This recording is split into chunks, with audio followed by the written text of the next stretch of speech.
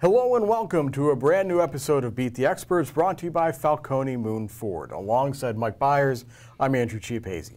Hey Jay, we don't have a lot of blockbuster games this week, but we're halfway through the regular season, and that means playoff races are heating up, so let's break down some games of importance. Yeah, and I'm not sure that any of us prior to this season would have expected a Week 5 game between Blackhawk and South Fayette to be one of the biggest of the season so far. But here we are. Blackhawk is traveling to South Fayette, and the Cougars are undefeated. Blackhawk, surely one of the surprises of the WPIL so far. I thought they'd be improved. I thought the Cougars would be better under Zach Hayward, but I didn't expect them to be this good so far. And I really have to credit their defense. Blackhawk has allowed 7.8 points per game, good for 10th in the WPIL. It's been outstanding so far, a big reason why they're undefeated. They get a big test, though, Friday night against South Fayette with that prolific passing attack. You know, few teams have been able to keep up with South Fayette throughout the years, and I think most people would expect South Fayette to win this game. I'm going off the reservation. I'm going with the upset. I don't care. For some reason, there's a gut feeling that tells me Blackhawk's going to find a way to win this game and pull off a stunner. Hey, Jay, I like the way you're thinking.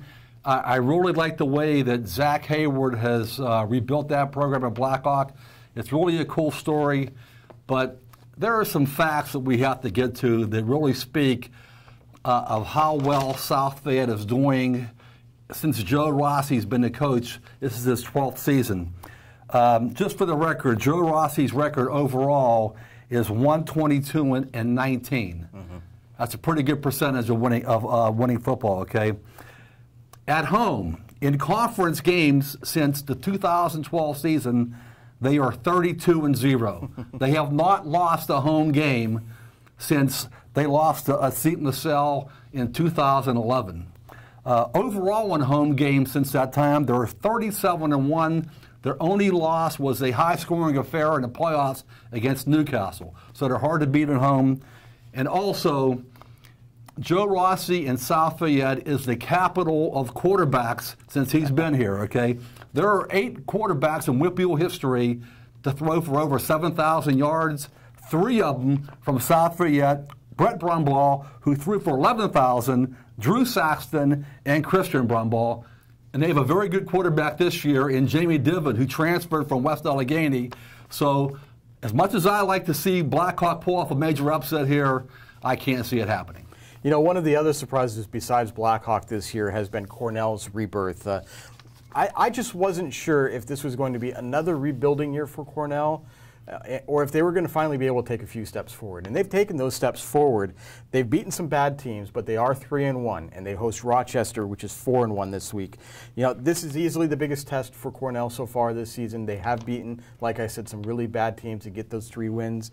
And, you know, I think this is going to be a good test for them because you have to get your feet set somewhere. You get those wins, and now you face a team that's likely going to go to the playoffs in Rochester.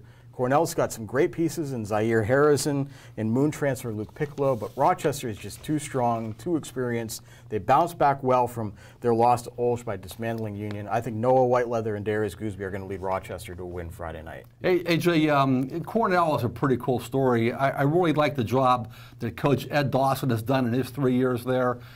Before he got there, they didn't have a program for 4 years. They co-opted with Quaker Valley.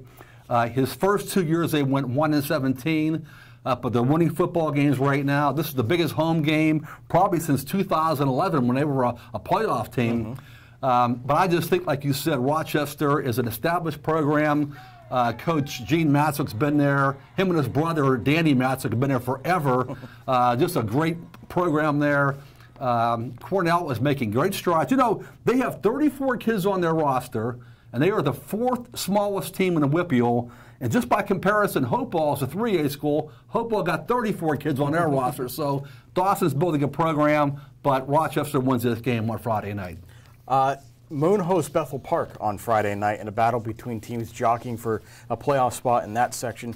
You know, Moon opened up the season with a really strong defensive effort and a win over Montour. And Montour's proven to be pretty bad this year, but since that win, Moon's defense really struggled. They had 3 games where they continually gave up more and more points each week. Last week, they kind of got back on track. It was a rain-shortened win, but they still put up a 26-0 shutout of Chartiers Valley. And I think there might be some carryover of that for Moon this week. I think the Tigers had 5 sacks in the win last week. That's pretty good, and a half plus of football. I think that carries over. I think they're going to beat Bethel Park in a mild upset. Hey, Jay, this is a big game for both Bethel Park and Moon because in that Allegheny 8 conference, I'm pretty sure we're going to see West Allegheny, Upper St. Clair, and Peters Township finish 1, 2, and 3 in some order. So I think either Bethel Park or Moon will be that 4th place team for that final playoff spot. Bethel Park is coached by a guy named Jeff Matheny. This is his 25th season at Bethel Park. Only 26 coaches in Whitfield history have won 200 games or more. He's one of them. Moon's playing at home, but I think Bethel Park is going to pull this one out in a close game. A lot of other games going on this week. What's another one that's caught your eye? Hey, Jay, this game has no importance at all in the playoff picture. It's a non-conference game. Saturday night, winless Ringgold is playing at Beaver. And, of course, the news there is the fact that Ringgold is coached by former Aliquippa coach Mike Smianik. His squad is really struggling. Ringgold ranks last in Whitfield in points scored. I believe they've given up the second most points in the Whitfield. And just by contrast, Aliquippa, the team he used to coach, ranks first in scoring and first in scoring defense here. It'll be an adventure just to see if Ringgold can score a touchdown against Beaver on Saturday night. You know, Central Valley needed a win desperately after going 0-4 to start the season. The Warriors got a big one last week. They beat Keystone Oaks. They held on, stopped a 2-point conversion in the final minutes.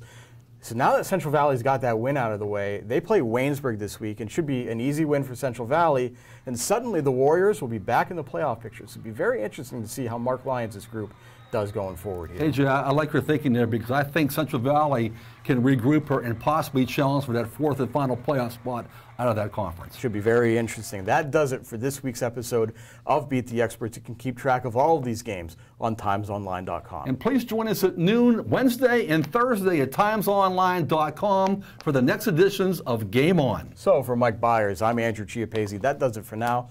We'll see you again soon.